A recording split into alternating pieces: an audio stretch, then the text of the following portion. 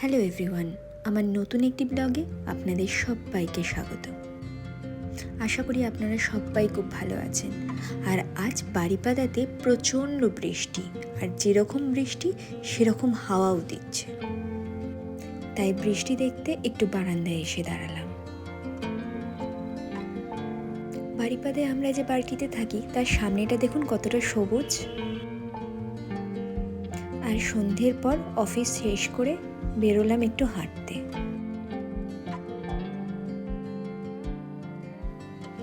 এটা গৌরাঙ্গ মন্দির, এটা আমাদের বাড়ির একদম সামনে। অন্য আরেকদিন আপনাদের সবাইকে নিয়ে আসব।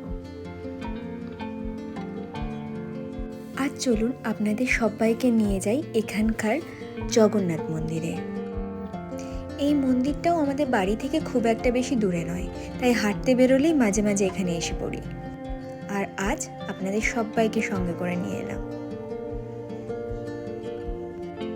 দেখুন চারিদিকটা কি সুন্দর সাজানো, আর এখানে সব সময় ঠাকুরের গান হয়।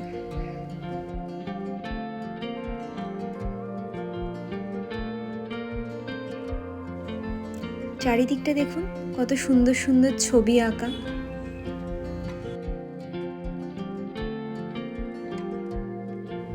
চলুন এবার একবার দর্শন করে আসি। মন্দিরের ভেতরে ভিডিও করা অ্যালাউড না থাকায় আমরা ভিডিও করতে পারিনি।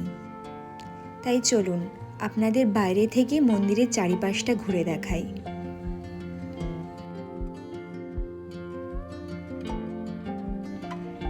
ওই দেখুন মন্দিরের চূড়াটা দেখা যাচ্ছে, এটা পুরো পুরীর মন্দিরের আদলেই তৈরি। আর এই কাঠগুলো কিসের বলুন তো? বুঝতে পেরেছেন?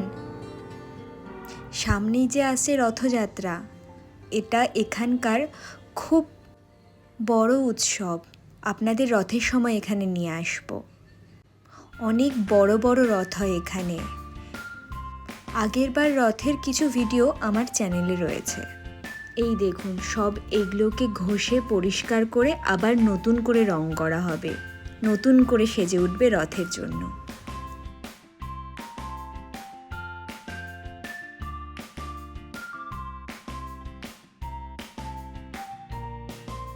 চলুন এবার ধরি বাড়ির পথ। তার আগে সবাই মিলে বলি চলুন জয় জগন্নাথ।